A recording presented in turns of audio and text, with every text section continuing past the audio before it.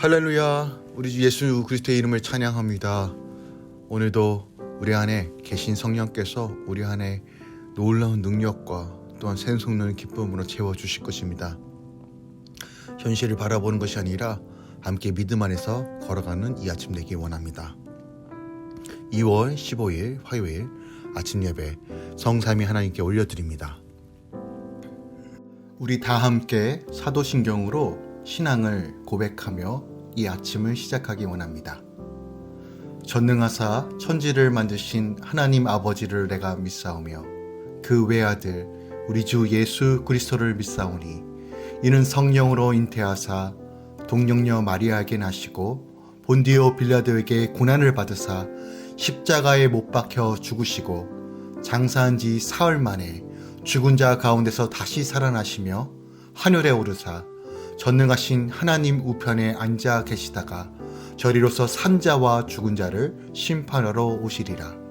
성령을 믿사오며 거룩한 공예와 성도가 서로 교통하는 것과 죄를 사하여 주신 것과 몸이 다시 사는 것과 영원히 사는 것을 믿사옵나이다. 아멘. 오늘 하나님의 말씀은 마가복음 6장 1절부터 13절까지입니다.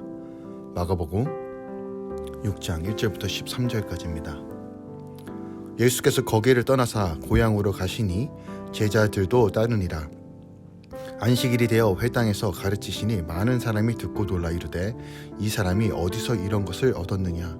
이 사람이 받은 지혜와 그 손으로 이루어지는 이런 권능이 어찌 됨이냐? 이 사람이 마레의 아들 목수가 아니냐?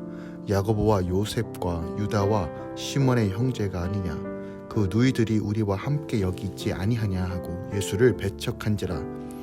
예수께서 그들에게 이르시되 선지자가 자기 고향과 자기 친척과 자기 집에 외에는 존경을 받지 못함이 없으리라 하시며 거기서는 아무 권능도 행하실 수 없어 다만 소수의 병자에게 안수하여 고치실 뿐이었고 그들이 믿지 않음을 이상히 여기셨더라.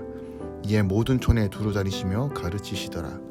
12 제자를 부르사 둘씩 보내시며 더러운 귀신을 제어하는 권능을 주시고 명하시되 여행을 위하여 지팡이 외에는 양식이나 배낭이나 전대의 돈이나 아무것도 가지지 말며 신만 신고 두 벌 옷도 입지 말라 하시고 또 이르시되 어디서든지 누구의 집에 들어가거든 그것을 떠나기까지 거기 유하라. 어느 곳에서든지 너희를 영접하지 아니하고 너희 말을 듣지도 아니하거든 거기서 나갈 때 발 아래 먼지를 떨어버려 그들에게 증거를 삼으라 하시니 제자들이 나가서 회개하라 전파하고 많은 귀신을 쫓아내며 많은 병자에게 기름을 발라 고치더라.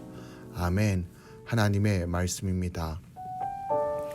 오늘 본문은 예수님의 그 2차 갈릴리 사역의 마지막 부분과 또 3차 갈릴리 사역이 이어지는 내용이 담겨져 있습니다.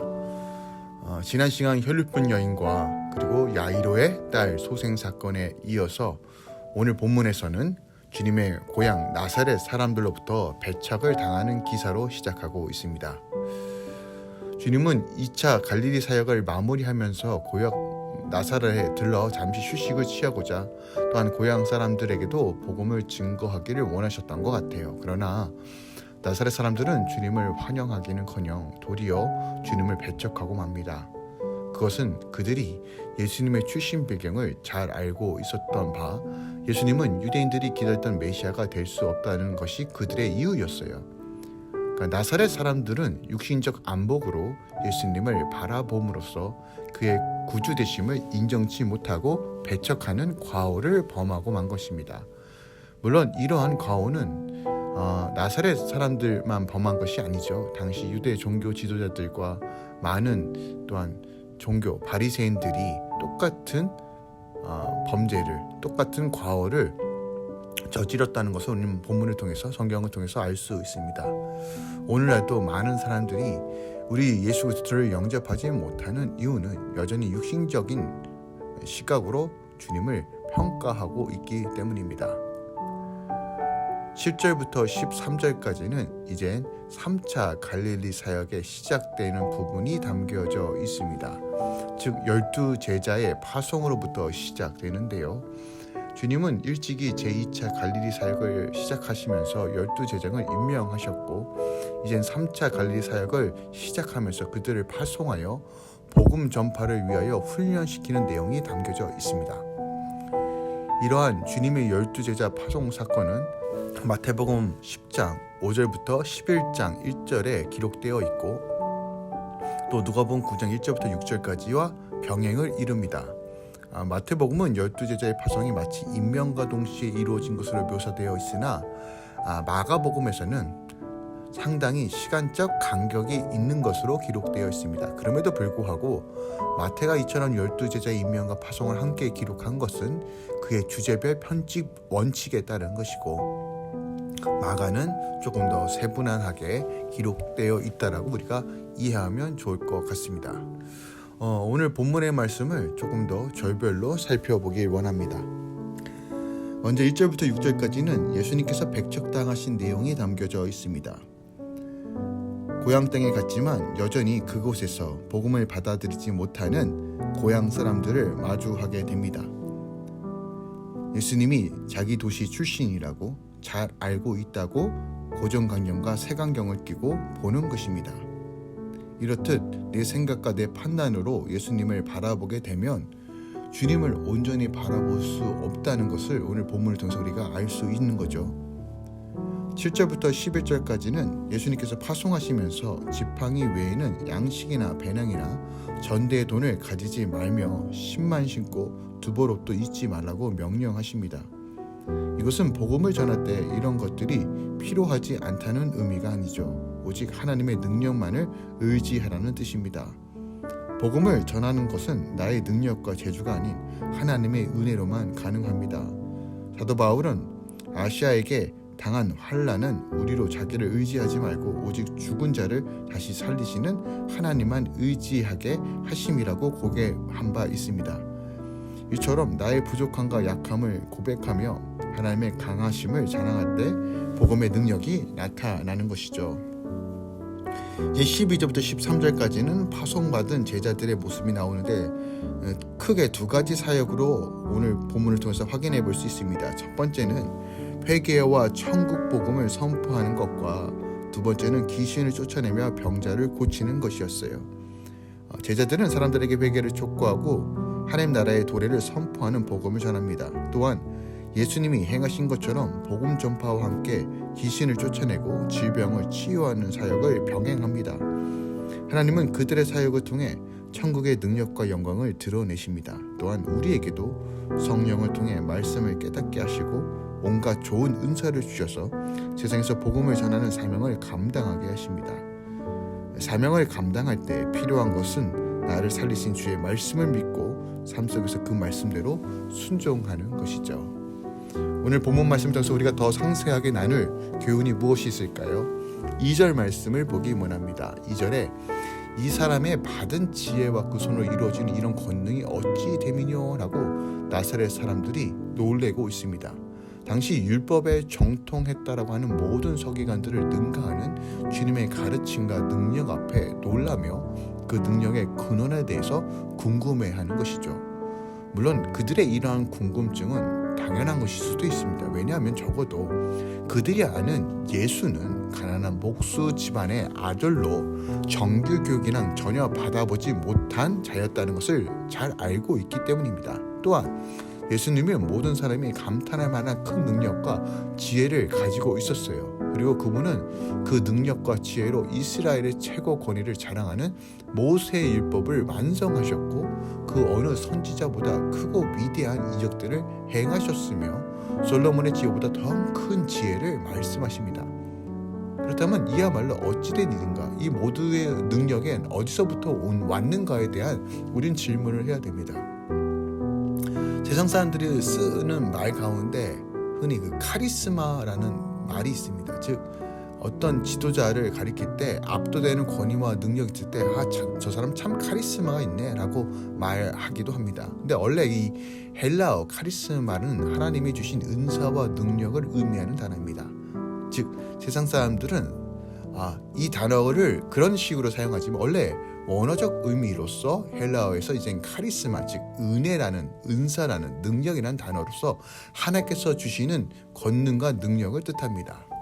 즉 그렇다면 우리 예수님께서 이렇게 행하실 수 있는 근원적인 능력은 어디서부터 오는가? 바로 강림하시는 성령의 능력을 통해서 이렇게 행하였다라고 성경은 분명하게 증거합니다. 놀라운 능력과 이적과 권능입니다.